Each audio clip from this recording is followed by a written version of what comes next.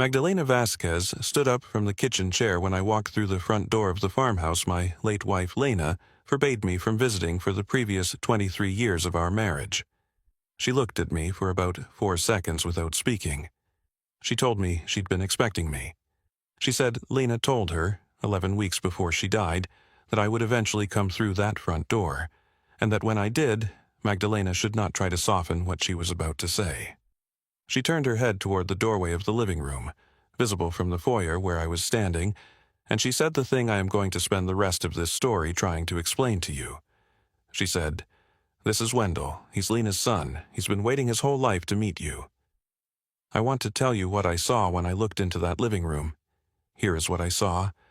There was a wheelchair, and the man in it was not a boy, but a 36-year-old human being whose body was folded by the particular hand of severe cerebral palsy into a shape that no medical textbook could have entirely prepared me for, and the way his eyes, which were the exact gray-green color of his mother's eyes, found mine across approximately 12 feet of farmhouse hallway and stopped. He made a sound. It was not a word. It was the sound a person makes when he'd been waiting, for a long time, for a thing he was not sure was going to happen. Magdalena walked to the wheelchair.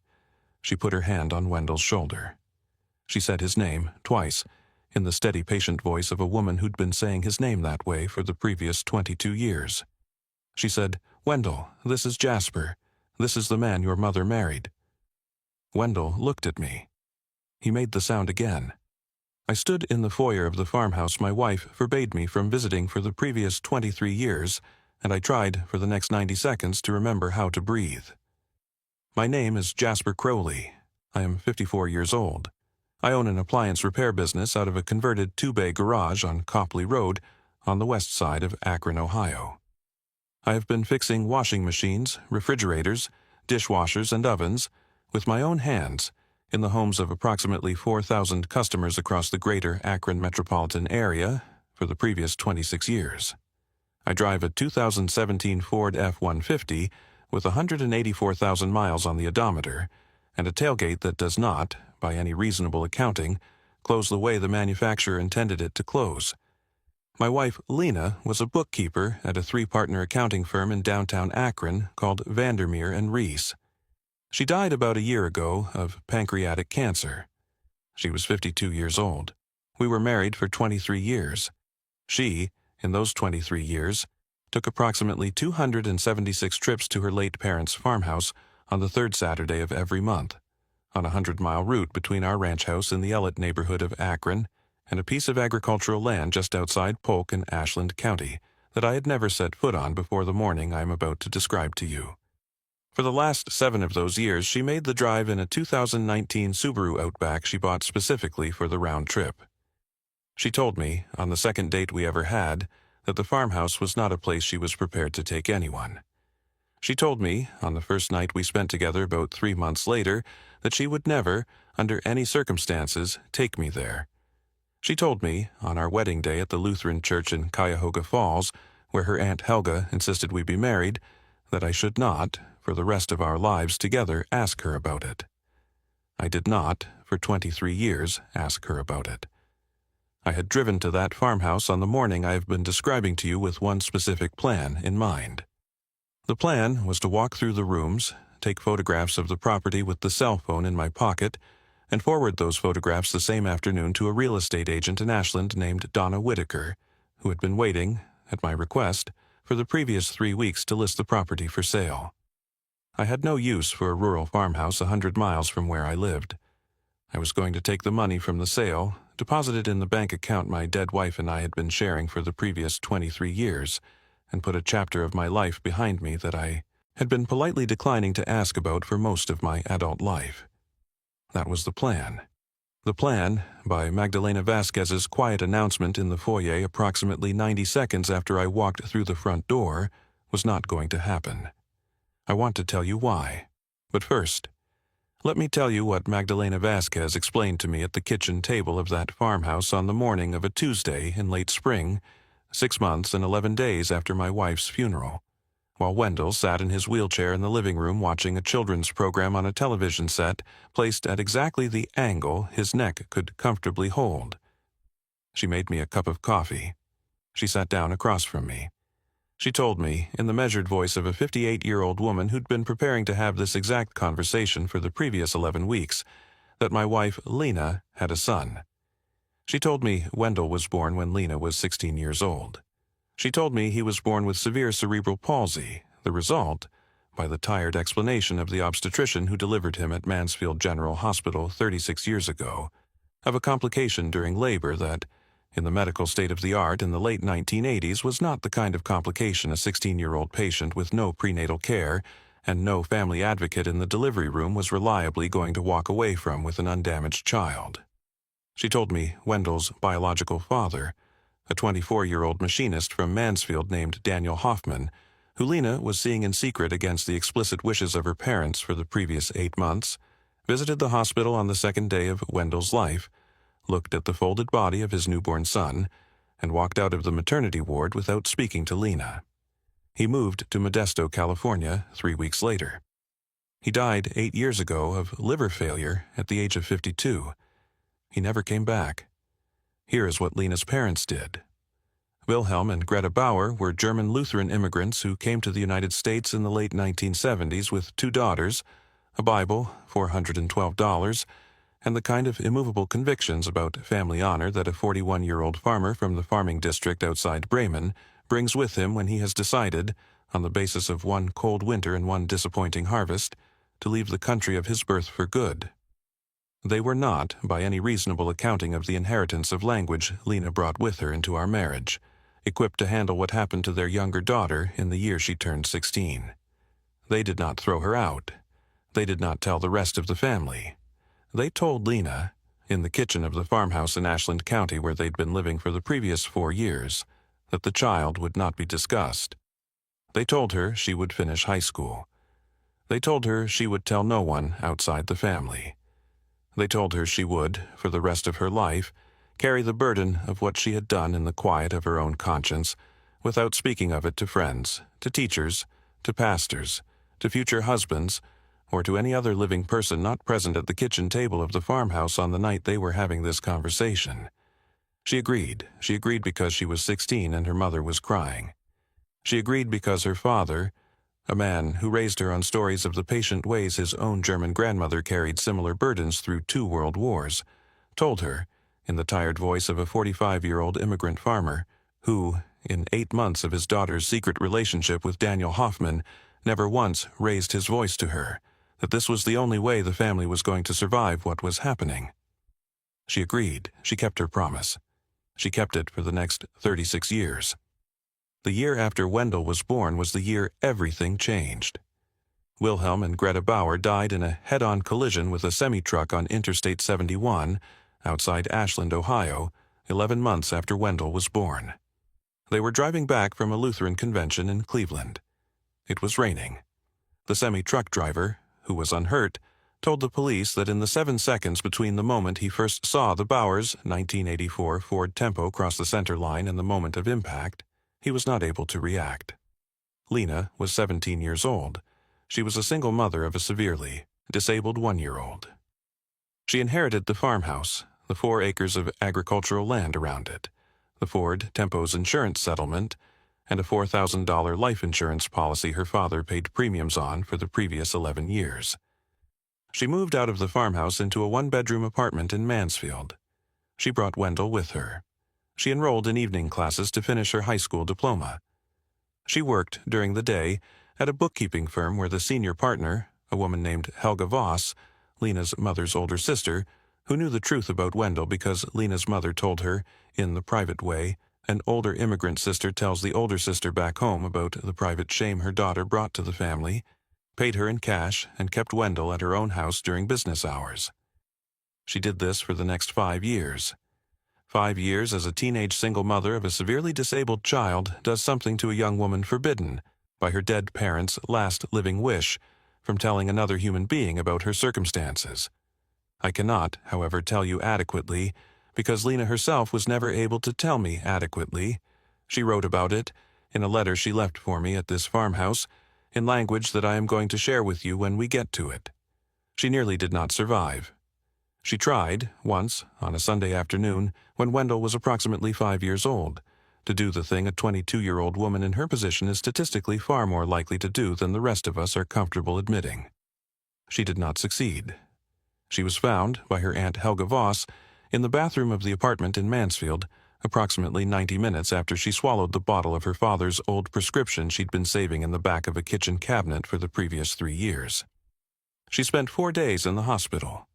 A social worker named Margaret Doyle, who was assigned to her case by Richland County Children's Services on the 3rd day of her hospitalization, sat down with her on the 4th day and told her, in the steady professional voice of a 48-year-old county social worker who'd been doing this work since the late 1960s, that Lena was going to die within the next 12 months if she did not find a way to live a life that included something other than her son. Margaret helped her arrange in-home care. She helped her find the first caregiver, a Lutheran widow from Loudonville named Ingrid Wagner, who lived 3 miles from the farmhouse, who would come to the farmhouse 5 days a week and stay with Wendell.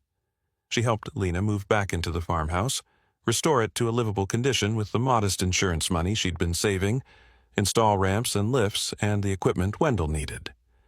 She helped Lena get a bookkeeping job in Akron, an hour's drive away. She helped Lena rent an apartment in Akron during the work week. She helped Lena understand that the life Lena was going to live for the next several decades was going to be the life of a woman who visited her son on the 3rd Saturday of every month, and who built in the rest of the days of the calendar a separate life that would give her the strength to keep coming back to him. Lena agreed. She moved to Akron. She kept her promise to her parents. She did not tell another living person about Wendell. She visited him every 3rd Saturday for the next 30 years. She paid for his care, first out of her bookkeeping salary, then out of a trust she set up with a Cleveland attorney named Edmund Carrington in her mid-40s, funded by the steady savings of a woman who lived in a ranch house in Illette and drove a 2019 Subaru Outback, and never, by any honest accounting of the lifestyle she could have afforded, spent money on herself the way the women at her accounting firm spent money on themselves. She met me in Akron when she was 28 years old. She married me in Cuyahoga Falls when she was 29. She kept her promise. Edmund Carrington called me into his office on a Tuesday morning. It was about 6 months after Lena's funeral.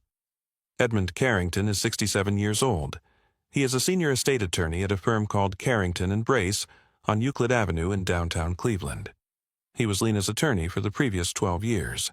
He drew up her will, her power of attorney, her medical directives, and the trust she set up for Wendell's care. He was the only person, besides Magdalena Vasquez and Petra Schroeder and Helga Voss and Ingrid Wagner and Margaret Doyle, who knew the truth about Lena's son for any meaningful portion of Lena's adult life. He handed me a manila envelope. He handed me a set of keys. He told me the keys were to the farmhouse in Ashland County. He told me there was a letter in the envelope from my wife. He told me I should read the letter before I drove to the farmhouse.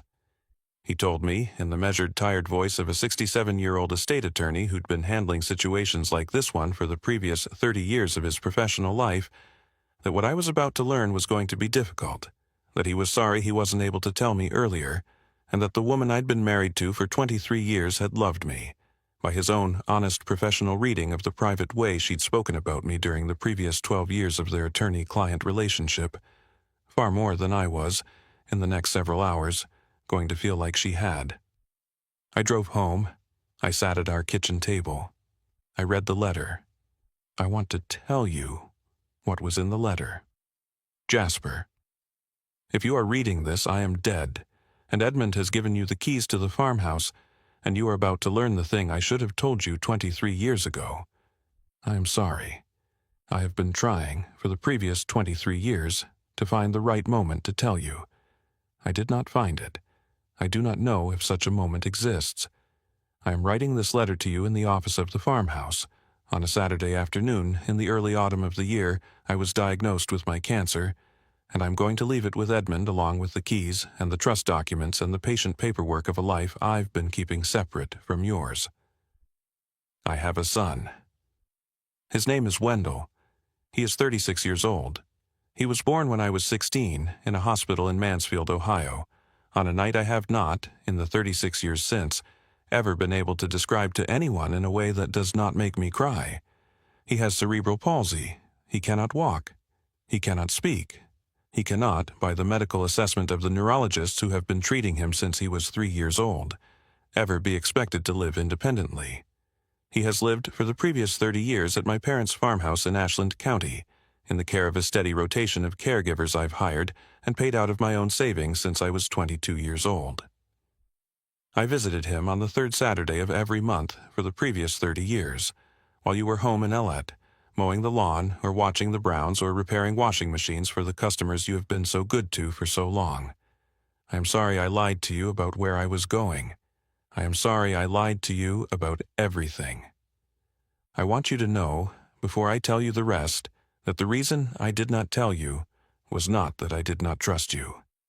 The reason I did not tell you was that I made a promise to my parents on the night they sat me down at the kitchen table of the farmhouse and asked me, in the tired voice of 2 German Lutheran immigrants who were never, by any reasonable accounting of the values they brought with them to this country, equipped to handle what happened to their younger daughter, to carry this thing in silence for the rest of my life. I agreed. I was 16. They died 11 months later. The promise outlived them. I could not break it. I tried, on our second date, to tell you. I lost my nerve. I tried, on the night before we got married, to tell you. I lost my nerve. I tried, at every major moment of our 23 years together. Your 40th birthday, the year your father died, the morning we found out we could not have children, to tell you. I lost my nerve every single time. By the time I knew I was sick, the promise was so old it had calcified into a thing I could not have explained, even if I wanted to. Edmund has the keys. The farmhouse is yours now. The trust I set up will continue to pay Magdalena and Petra for as long as Wendell is alive. You do not have to keep him. You can move him to a state-licensed facility. The trust will pay for that too. I am not asking you to be his father. I gave up the right to ask you for anything when I made the choice, 23 years ago, not to tell you that he existed. I am asking you for one thing. Visit him. Once. Just one Saturday.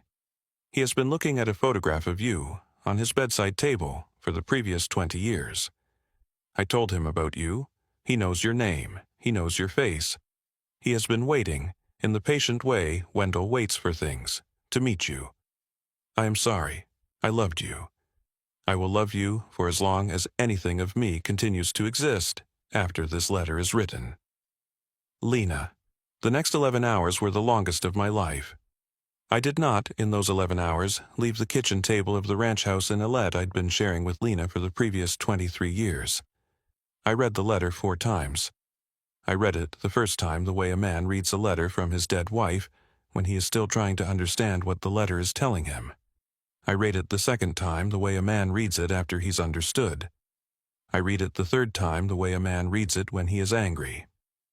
I read it the 4th time the way a man reads it when he is no longer angry, but does not yet know what he is instead. I thought, in those 11 hours, about a lot of things. I thought about the third Saturdays of the previous 23 years. I thought about the way Lena would get up at 5:30 in the morning, pack an overnight bag the night before, and leave the house at 6:15 without making coffee, which was unlike her, because on every other morning of the previous 23 years she made coffee, because, by my best honest reading of what the letter had just told me, she did not want the smell of coffee to wake me up and create a conversation in which she would have to lie to me about where she was going. I thought about the way she would come back on Saturday evenings with a quiet that was not the quiet of a woman who'd been running errands, but the quiet of a woman who'd been doing something I was not equipped to understand. I thought about her parents, and about Lena's aunt Helga Voss, who I'd met approximately 3 times in 23 years, at family weddings and funerals, and who I considered a reserved Lutheran widow from Lodenville, who did not particularly care for me. Helga was, by Magdalena's account that morning, the only living relative of Lena who knew the truth about Wendell, and carried it, along with Lena, for the previous 50 years of her own life. I thought about my own mother, who died 4 years ago, what she said, in the year before Lena and I got married, about Lena being secretive in a way she did not trust. My mother was more right than I was prepared to admit at the time, and more wrong than I would have been prepared to admit to Lena. I thought about the fact that I would never, in the rest of my life, be able to apologize to Lena for any of the things I needed to apologize for because she was dead. The sun came up at 5:47. I made a pot of coffee. I drank 1 cup standing at the kitchen counter. I poured the rest into a thermos. I put on the same blue Carhartt jacket I'd been wearing on appliance repair calls for the previous 9 years. I drove to the farmhouse the next morning. I took the back roads. I did not, in retrospect, know exactly why I took the back roads instead of the interstate. Interstate 71 south from Akron to the exit at Polk in Ashland County would have, by any reasonable accounting of the distance and the speed limit, taken me about an hour and 15 minutes. The back roads, Route 224 west to Lodi, then Route 301 south through Spencer and Greenwich and Plymouth, took me almost 3 hours. I drove past a lot of farms. I drove past 3 Lutheran churches, one of which, a white clapboard building in Greenwich with a graveyard in back, had a sign out front that read, in white letters on a black background, "He carried what we could not carry." Romans 15:1. I sat in the parking lot of that church for about 11 minutes. I did not go inside. I kept driving. I got to the farmhouse a little after 10 in the morning. The farmhouse, from the gravel road that ran past it, looked like this. It was a white 2-story farmhouse with a wraparound porch, a steep tin roof, and a brick chimney on the south end. The paint was clean. The roof was new. The porch had been recently reinforced with steel cables and modern joists in a way that did not, by my own quiet professional accounting of the work of contractors I have hired over the previous 26 years, look like a do-it-yourself job. Someone had been maintaining the building, and maintaining it well, for a long time. There was a wheelchair ramp on the north side of the porch. It was new. It was not, by any reasonable interpretation of what I had been thinking about my dead wife's monthly errands for the previous 6 months, the kind of feature you put on a farmhouse you visit twice a year to check the pipes. I sat in my truck in the gravel driveway for about 3 minutes. I looked at the wheelchair ramp. I looked at the wraparound porch. I looked at the curtains in the front windows. Clean curtains, in a pattern of blue flowers, that someone had clearly washed within the last month. I looked at the smoke coming from the brick chimney. I got out of the truck. I walked up the wheelchair ramp.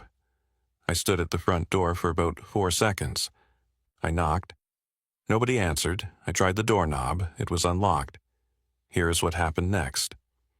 The next 4 hours unfolded slowly. Magdalena Vasquez made me a second cup of coffee. She told me Lena hired her 22 years ago, about a year after Lena married me, to replace an older caregiver named Ingrid Wagner, who retired. She told me Petra Schroeder was hired 11 years ago to give Magdalena weekend coverage. She told me they both lived in a converted cabin behind the farmhouse and paid through the trust Edmund administered in steady salaried amounts, including health insurance, paid vacation, and a retirement contribution. She told me Wendell's daily routine. She told me what he ate, when he slept, what he liked to watch, the names of the 3 children's programs that, per the private assessment of a 36-year-old man with the developmental capacity of a 4-year-old, were the only programs he tolerated. She told me he liked the windows open in the morning. She told me he liked to be read to from the newspaper. She told me he liked, on warm days, to sit on the front porch and listen to the steady sounds of a rural Ohio afternoon. The cows from the dairy farm half a mile down the road, the wind in the old maple in the yard, the occasional truck on the county road. She told me he was, by any reasonable accounting of a man in his condition, a happy person. She told me he loved his mother. She told me he was told, in the gentle voice Magdalena uses when she is telling Wendell things he cannot fully process, that his mother was away for a long time, and that, in the 6 months since the funeral he was not brought to, he had not entirely stopped looking at the door on the 3rd Saturday of each month. I sat with Wendell for the next 2 hours. He looked at me. He made the sound he made when I first walked in. He pointed, with a hand that did not entirely cooperate with what he was trying to do with it, at a framed photograph on the side table next to his wheelchair. The photograph was of me. It was a picture Lena took of me approximately 11 years ago at a midsummer picnic at her firm. I was holding a paper plate. I was laughing at something her boss just said. I was wearing a blue shirt I no longer owned. Wendell looked at the photograph. He looked at me. He made the sound again. Magdalena, in the patient voice of a woman who'd been translating Wendell's sounds for the previous 22 years, told me the sound was the sound Wendell made when he recognized something he'd been waiting a long time to recognize. I did not, in the next 90 minutes, leave the chair next to Wendell's wheelchair. I read him 3 articles from the local paper. I let him point at the photograph. I told him, in a voice I did not entirely recognize as my own, that I was sorry it took me 36 years to walk through the front door of his grandparents' farmhouse. He made the sound again. I drove home that night. I did not sleep. I sat at the kitchen table of the ranch house in Alette for approximately 6 hours, with the letter in front of me, and I tried to figure out what kind of man I was going to be in the next 20 years of my life. I want to tell you what I decided. I decided that I was not going to be the kind of man who let his late wife's son be moved to a state-licensed facility because the man she'd married was not, by his own quiet accounting of his previous 54 years of life, prepared to rearrange his existence around a 36-year-old stepson he did not, until the morning of the previous day, know existed. I decided I was going to be a different kind of man. The 6 months that followed reshaped my life. I sold the appliance repair business to my second cousin Garrett, who'd been working for me for the previous 11 years, and who, for the previous 4 of those years, was quietly hoping I would eventually let him buy it. I sold the ranch house in Alette to a young couple who were expecting their first child in the late autumn. I moved into the farmhouse. I converted the second bedroom into an office. I built a wheelchair ramp from the back porch down to the flat patch of yard where Wendell liked to sit in the afternoon. I learned, from Magdalena and Petra, the steady rhythms of taking care of a 36-year-old man with severe cerebral palsy. I learned how to lift him from his wheelchair to his bed without hurting either of us. I learned what to feed him for breakfast on a Tuesday and what to feed him for lunch on a Saturday. I learned what the sounds he made meant in the private vocabulary of a young man whose mother had been the only person, for 36 years, who had been able to fully translate them. I learned, in the slow accumulation of mornings on the front porch with the newspaper and afternoons on the back porch with the cows from the dairy farm, what my wife had been doing on the 3rd Saturday of every month for the previous 23 years of our marriage. 3 weeks ago, on a Saturday morning, something happened. It was the 3rd Saturday of the month. I was on the front porch of the farmhouse with Wendell, who was in his wheelchair next to me, and Magdalena, who had brought us out 2 cups of coffee, one for me, one for her, with a carton of vanilla pudding she had been spoon-feeding to Wendell since he was approximately 12 years old. The sun was up. The cows from the dairy farm were making the sounds cows make on a Saturday morning. I was reading the front page of the Akron Beacon Journal to Wendell. He was making the sound he makes when he is content. I looked at him for about a minute. I looked at the photograph of Lena on the side table inside the front window, the one Magdalena had brought out of Wendell's bedroom the day I moved in, and placed where Wendell could see it from his porch chair. I want to tell you what I had not understood about my marriage until that morning on the porch. For the previous 23 years, I understood I was married to a private woman who did not enjoy talking about her own feelings. I understood her parents died when she was young, and she did not enjoy talking about it. I understood her Aunt Helga was the closest thing she had to a parent figure, and that she visited her aunt with the kind of dutiful reserve that people who do not particularly enjoy their living relatives bring to visits with living relatives. I understood she worked as a bookkeeper, made a steady salary, was good with money, and did not enjoy talking about money. I understood she did not want children, a thing she told me on our 3rd date, and a thing I agreed to because I was 29 years old and in love with her, and because by my own quiet accounting of the kind of life I thought I wanted at 29, the absence of children was the kind of trade-off a man my age could accept. I understood she preferred to keep her professional life separate from her personal life. I understood she preferred to take her monthly errand trips alone. I understood many things about my wife. I did not understand the one thing about my wife that, in retrospect, would have explained all the other things I understood, which was that she was raising a son she could not tell me about, in a farmhouse she could not bring me to, with the help of a quiet cluster of women whose names she could not say in our kitchen. She could not have children with me because she already had one. She did not enjoy talking about her parents because they made her promise.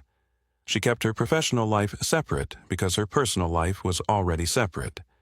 She visited her Aunt Helga with reserve because her Aunt Helga was the only living human being she could talk to about the things she could not talk to me about.